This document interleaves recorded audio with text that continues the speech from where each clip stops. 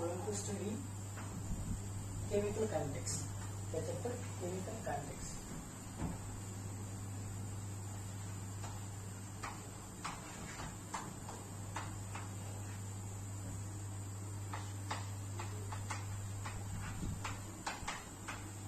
So chapter का नाम क्या है? Chemical kinetics, right?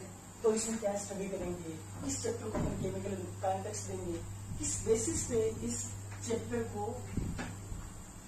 Physical chemistry में डाला गया है ना? एक्चुअली किसका पार्ट है? फिजिकल केमिस्ट्री का, ठीक है? तो केमिकल काइनेटिक्स, ठीक है? तो इस चैप्टर में अपन क्या डील करेंगे इसके बारे में देखते हैं। तो सबसे पहले अगर अपन बात करें केमिकल काइनेटिक्स से रिलेटेड चैप्टर, कौन सा?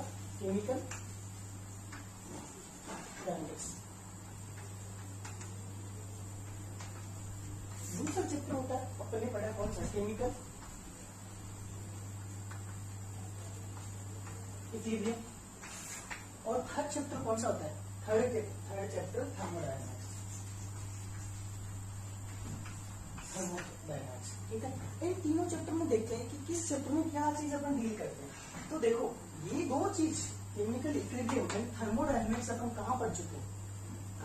11th में। तो ये चैप्टर क्या देता है? ये चैप्टर क्या बताता है? केमिकल इक्विलिब्रियम क्या बताता है? Extent of reaction.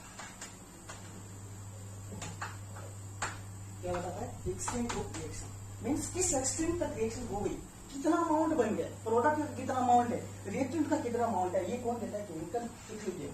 दूसरा पार्ट है थर्मोडायनामिक्स। ये पार्ट है कौन सा? थर्मोडायनामिक्स। थर्मोडायनामिक्स आपको क्या बताएगा? ये चैप्टर क्या बताता है कि कोई रिएक्शन होगी या नहीं होगी। ये क्या बताएगा? Feasibility of reaction.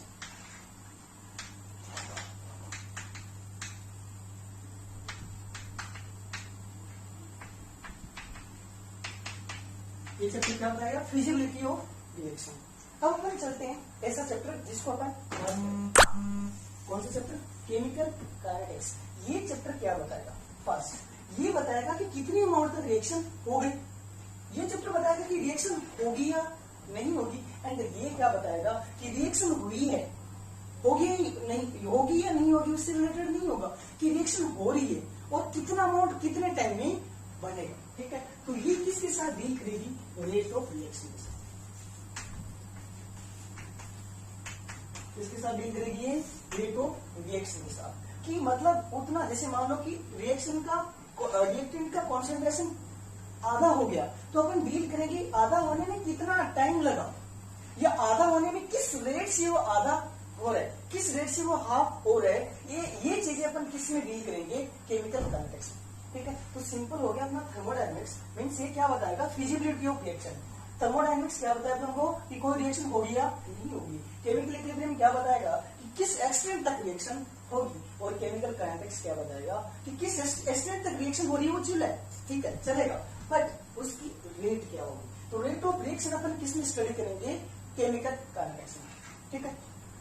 अब अपन पढ़ लेते हैं कि केमिकल काइनेटिक्स होता क्या है, आखिरकार इसका डिफाइन किस तरह से करेंगे। तो केमिकल काइनेटिक्स को किस तरह से डिफाइन करेंगे? ये क्या होगा? फिजिकल केमिस्ट्री का part. Chemical kinetics is a part of physical chemistry in which we deals with rate of reaction. Rate of reaction क्या डील करते हैं? Rate of reaction, that is ROR। अभी से सिंबल यूज करेंगे अपन। ROR means rate of reaction. फिर अगर अपन बात करेंगे factors affecting rate of reaction. Factors affecting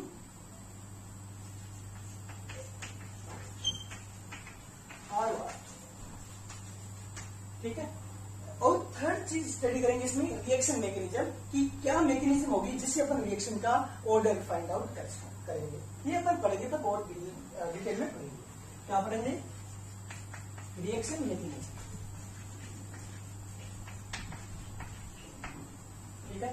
so physical chemistry का पार्ट होता है जिसमें अपन क्या स्टडी करते हैं? Rate of reaction, factor affecting rate of reaction and reaction mechanism. तो उस पार्ट को अपन क्या बोलेंगे? Chemical kinetics. So I hope ये चीज क्लियर आई। पहली बात, केमिकल काइनेटिक्स क्या होता है, उसमें क्या स्टडी करेंगे, और अपन ने 11th वाले टॉपिक से इस चीज को रिलेट भी कर लिया, ठीक है? फिर थोड़ा सा अपन देखते हैं रेट ऑफ रिएक्शन के बेसिस पे कि कितने टाइप की रिएक्शन होगी।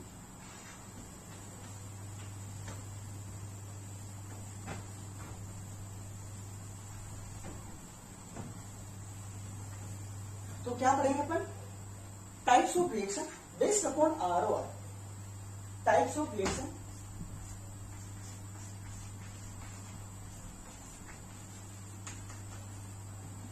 on the basis of what? ROR. Rate of reaction के बेसिस पे अपन टाइप ऑफ रिएक्शन देखेंगे कि कितने टाइप की रिएक्शन होती है। सबसे पहले अपन पढ़ेंगे क्या चीज, स्लो स्पीड या स्लो रिएक्शन। क्या चीज, स्लो रिएक्शन, स्लो रिएक्शन। दूसरा टाइप रहेगा अपने पास क्या, मॉडरेट रिएक्शन। ठीक है, मॉडरेट रिएक्शन। और थर्ड टाइप क्या रहेगा, फास्ट रिएक्शन। क्या चीज, fast reaction, moderate reaction and slow reaction. तो स्लो रिएक्शन और moderate reaction and fast reaction. किस रिएक्शन को अपन स्लो रिएक्शन बोलेंगे, किसको मॉडरेट बोलेंगे एंड किसको फास्ट बोलेंगे। वो ऑब्वियसली किस पे बेसिस होगा बताओ, टाइम के बेसिस पे, कि किसी रिएक्शन को कंप्लीट होने में कितना टाइम लगता है। तो ये वाली रिएक्शन क्या होती है, टेक्स years of time।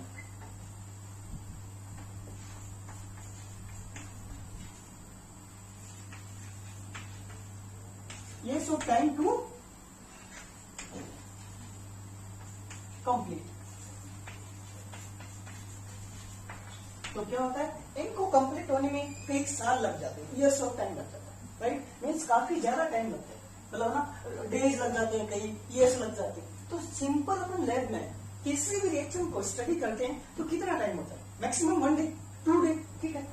या नॉर्मली अगर जब एक्सपेरिमेंट करते हैं इवन ना 1 आवर वेट करते हैं अपन, 10 मिनट 1 आवर, उतना अगर रीजनेबल टाइम लगेगा तब उस रिएक्शन को अपन स्टडी करेंगे। एक्चुअली रिएक्शन की रेट को स्टडी नहीं किया जाता क्योंकि बहुत ज्यादा टाइम लगता है, कंप्लीट होने में बहुत ज्यादा टाइम लगता है, काफी स्लो रिएक्शन होती है। तो इसी टाइप की रिएक्शन को अपन केमिकल कॉन्टेक्स्ट में स्टडी नहीं करते। तो इसका एग्जांपल क्या हो जाएगा, रस्टिंग ऑफ आयरन।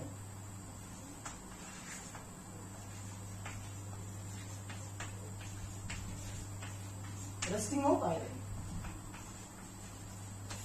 देखा होगा, रस्टिंग क्या होता है, कोरोजन ऑन आयरन। तो ये तो बहुत सारे एग्जांपल तुमने डेली लाइफ में भी देखा होगा कि जो लोहे का मटेरियल होता है वो आयरन होता है, आयरन का जो मटेरियल होता है उसको कोरोड होने में काफी साल लग जाते हैं ना, कभी कई ईयर्स लग जाते हैं, इमीडिएट तो खराब होता नहीं। तो इस टाइप की रिएक्शन को अपन क्या बोलेंगे, स्लो रिएक्शन। सेकंड टाइप है अपना कौन सा, मॉडरेट रिएक्शन। ये क्या होती है, रीजनेबल टाइम लेती है कंप्लीट होने में, reasonable time to complete, takes reasonable time to complete. इनको कंप्लीट होने में क्या लगता है, रीजनेबल टाइम लगता है, ठीक है। एज एन एग्जांपल बहुत सारी रिएक्शन, जैसे अपन बात करें जो भी केमिकल रिएक्शन अपन पढ़ते हैं ना, as an example Haber process, N2 + 3H2 will give us 2NH3, N2 + 3H2 will give us 2NH3। तो इस टाइप की रिएक्शन को अपन क्या बोलते हैं, मॉडरेट रिएक्शन। फिर है फास्ट रिएक्शन। क्या चीज है, fast reaction, they take seconds to complete. Within second ये क्या आ जाती है, कंप्लीट हो जाती है। कितना टाइम लेता है, सेकंड्स टाइम लेती है, उतनी कंप्लीट हो जाती है। और इसका एग्जांपल क्या हो जाएगा बताओ, एसिड बेस रिएक्शन।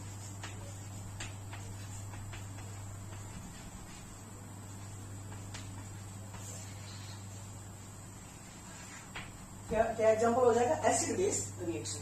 सो देखो, इस समराइज करते हैं इस चीज को कि types of reaction based upon ROR, rate of reaction के बेसिस पे टाइप्स ऑफ रिएक्शन लिख रहे हैं। फर्स्ट था स्लो रिएक्शन, वो साल लेते हैं, कई ईयर्स ले लेते हैं ना, कई डेज ले लेते हैं कंप्लीट होने में। As an example rusting of iron. Second type है अपना, क्या टाइप है, मॉडरेट टाइप रिएक्शन। क्या चीज, मॉडरेट टाइप रिएक्शन। ये क्या रहती है, रीजनेबल टाइम लेती है कंप्लीट होने में। और इसका एग्जांपल है हेबर प्रोसेस, ठीक है। इस टाइप की रिएक्शन को अपन क्या बोल देंगे, रीजनेबल टाइम। मीन्स ना तो ज्यादा टाइम लेंगे ना बहुत कम टाइम लेंगे, मॉडरेट टाइप का टाइम लेंगे कंप्लीट होने में। एंड देन आती है फास्ट रिएक्शन। ये क्या हो जाती है, बहुत फास्ट हो जाती है, विद इन सेकेंड से कंप्लीट हो जाती है। तो क्या ऐसी रिएक्शन को अपन लेबोरेटरी में स्टडी करेंगे? नो। क्यों? क्योंकि यार तुमने जैसे बीकर लिया, कोई बीकर लिया और उसमें बेस पड़ा था और उसके ऊपर क्या डाला था, तुमने एसिड, ठीक है, उसको तुम स्टडी करने वाले थे, वॉच में टाइम देखने वाले थे कि डाला, उससे पहले क्या होगी, जैसे तुम टाइम देखने लगे उतने में रिएक्शन कंप्लीट होगी। तो कैसे बता पाओगे कि कॉन्सेंट्रेशन में कितना चेंज कितने टाइम बाद हुआ, ठीक है। तो इस टाइप की रिएक्शन को अपन स्टडी नहीं कर सकते क्योंकि बहुत कम टाइम लेती है। इस टाइप की रिएक्शन को भी स्टडी नहीं कर सकते because that takes very long time. इस टाइप की रिएक्शन को अपन स्टडी करते हैं कि ये क्या होती है, रीजनेबल टाइम में कंप्लीट होती है। तो ये अपना क्या हो गया, टाइप्स ऑफ रिएक्शन हो गया on the basis of what, rate of reaction, ठीक है।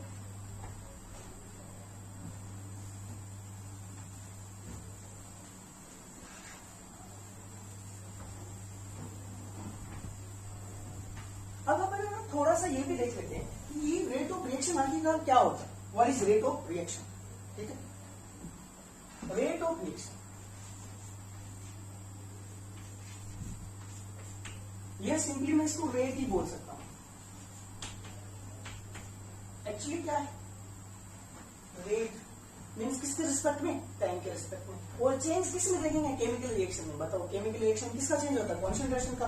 तो क्या आ जाएगा, change in concentration divide by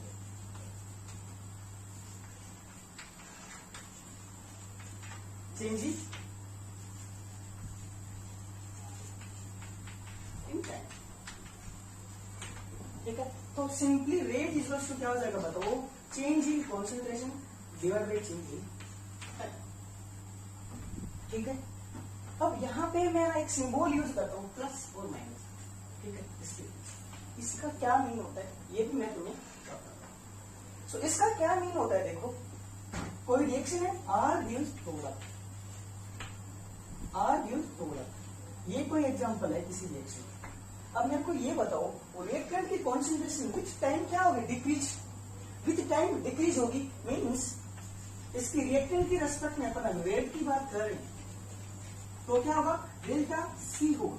अब तुम्हें पता है इसके टाइम के साथ कॉन्सेंट्रेशन क्या होगा, डिक्रीज, मीन्स डेल्टा सी क्या होगा, नेगेटिव। इस नेगेटिव को पॉजिटिव बनाने के लिए फिर से साइन क्या लगा देते हैं, इसके माइनस लगा देते हैं। तो रिएक्टेंट की जब भी अपन रेट लिखते हैं तो यहां साइन क्या लगा, माइनस, क्योंकि रेट क्या होगी, अपनी पॉजिटिव रहेगी, ओके। दूसरा प्रोडक्ट के रेस्पेक्ट में अगर मैं रेट की बात करूं, rate with respect to what, product, तो यहाँ पे डेल्टा सी प्रोडक्ट की कॉन्सेंट्रेशन विथ टाइम क्या होगी, इंक्रीज, मीन्स डेल्टा सी क्या पॉजिटिव, तो यहाँ पे पहले क्या रहा, साइन प्लस ही रहेगा, है ना, और डिवाइड बाय डेल्टा।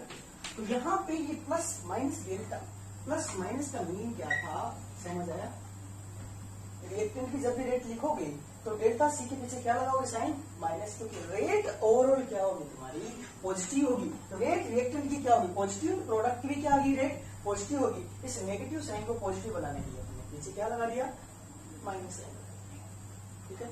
और प्रोडक्ट की जब भी तुम रेट लिखो, यहाँ पे डेल्टा सी लिखो, ध्यान रखना रेट को माइनस नहीं करना है, रेट क्या है कि पॉजिटिव रहेगी, डेल्टा सी जो माइनस उसको पॉजिटिव बनाना है। तो जब भी delta C divide by delta T किसका लिखो, रिएक्टेंट का, तो माइनस साइन लगाना, और प्रोडक्ट में लगाओगे तो क्या लगाओगे, साइन प्लस लगाओगे, ठीक है। तो अपना रेट क्या होती है, सिंपली चेंज इन कॉन्सेंट्रेशन पर change in time, okay. Rate change in concentration divide by change in time, ठीक है। कि टाइम के रेस्पेक्ट में कॉन्सेंट्रेशन में क्या चेंज हो रहा है उसको अपन क्या बोल देंगे,